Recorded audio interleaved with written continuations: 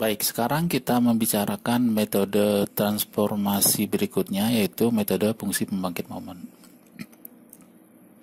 Nah, fungsi pembangkit momen dari suatu pembaca tunggal, suatu pembaca secara tunggal atau unik menentukan distribusi dari pembaca tersebut, ya. Dan pada beberapa kasus pendekatan menggunakan fungsi pembangkit momen ini atau moment generating function atau MGF ini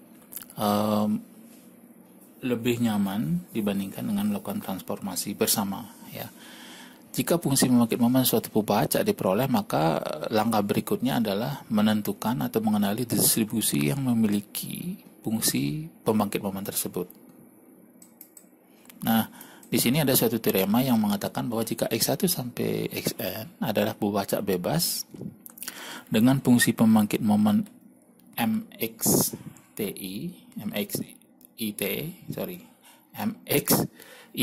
jadi masing-masing punya momen tersendiri, ya.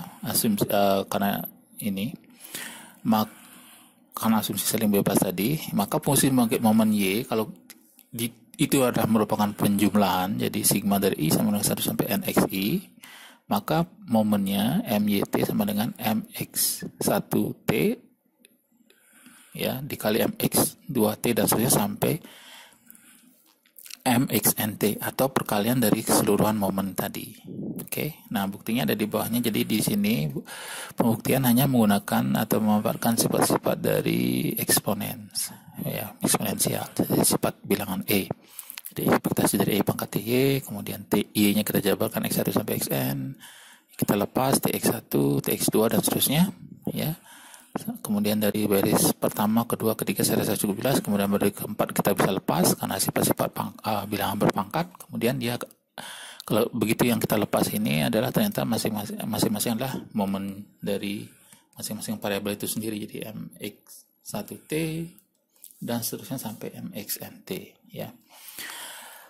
Nah, apabila X1, X2, Xn merupakan sampel acak dari suatu populasi dengan densitas peluang Fx dan fungsi pembangkit momen MXT, jadi momennya sama karena dia sampel acak dari suatu populasi tertentu, maka MYT sama dengan MXT kali MXT sebanyak N, jadi sama dengan MXT pangkat N. Jadi bedanya dengan yang di sebelumnya adalah di sini tidak ada jadi momennya dianggap bisa berbeda-beda gitu, ya, di sini pada teorema yang saya sekarang sorot ini. Jadi di sini adalah asumsinya momennya bisa berbeda-beda. Artinya dia masing-masing perkalian dari masing-masing momen dari X1 sampai Xn. Nah, kalau dia kebetulan sama, maka dia adalah jadi momen itu sendiri berpangkat N gitu. Oke, jadi saya rasa tidak terlalu sulit harusnya karena tidak ada yang spesial di situ. Jadi cukup dengan mengetahui bahwa momennya sama gitu, ya. Jadi ada sebanyak N, jadi MXT pangkat N. Nah, contoh misalnya X1, Xn adalah pembaca berdistribusi Poisson saling bebas, ya, XI sama dengan Poisson mu I. Nah, sekarang Y sama dengan sigma I sama 1 sampai N XI. Nah, kita tahu bahwa fungsi pembangkit momen XI adalah masing-masing ini MXI E pangkat mu I, ya, kali E pangkat T minus 1. Sehingga fungsi pembangkit momen Y adalah ini, MX1T dan seterusnya kali MXNT, ya. Nah, di sini asumsinya adalah masing-masing memiliki momen tersendiri, mu I-nya beda, ya, gitu. Itu asumsinya di sini misalnya beda, kemudian di sini beda. Nah, kalau dia sama tinggal dikalikan mu SP mu ET minus 1 pangkat N. Nah, di sini tidak, karena dia dianggap beda.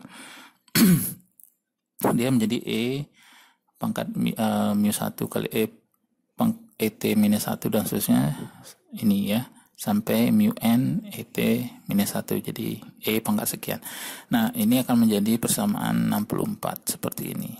Oke, yang ini adalah merupakan fungsi pembangkit momen dari Poisson dengan parameter mu1 plus mu2 plus mu n. Jadi penjumlahan dari ini atau sigma dari XI yang jalan dari 1 sampai N, kalau XI-nya menyebar Poisson, dia akan menjadi Poisson dengan parameter sigma I sama dengan 1 sampai N mu I. Oke. Nah,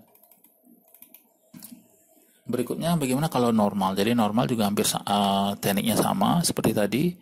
Tinggal cari karena dia masing-masing dia nggak memiliki sebaran sendiri mu1 ya. Ini adalah fungsi bangkit momen dari normal adalah ini. Abaikan dulu indeks satunya di sini. Jadi kalau secara umum yang pada materi sebelumnya kita tahu bahwa distribusi normal memiliki fungsi bangkit momen E pangkat mu T plus sigma kuadrat T kuadrat dibagi 2. Nah, di sini masing-masing dia nggak memiliki momen tersendiri, memiliki MGF tersendiri. Jadi sampai dengan N dia akan memiliki sendiri-sendiri. Nah, yang suku-suku yang sama kita kelompokkan jadi mu1 T plus sigma kuadrat 1 plus kali T kuadrat bagi 2 sampai dengan mu N XP pangkat mu NT plus sigma kuadrat N kali T kuadrat bagi 2 ya. Masing-masing itu dikelompokkan suku-suku yang sama sehingga kita peroleh persamaan 65. Yang ini adalah merupakan bentuk dari normal dengan min ini. Sigma I sama dengan 1 sampai N mu I dan variansnya sigma I sama dengan 1 sampai N sigma I kuadrat. Oke. Ya, itu materi untuk fungsi pembangkit momen, cukup singkat karena konsepnya sudah cukup jelas ya. Seharusnya cukup jelas ya, dari definisi momen yang sudah kita sering bahas untuk distribusi peluang khusus. Oke.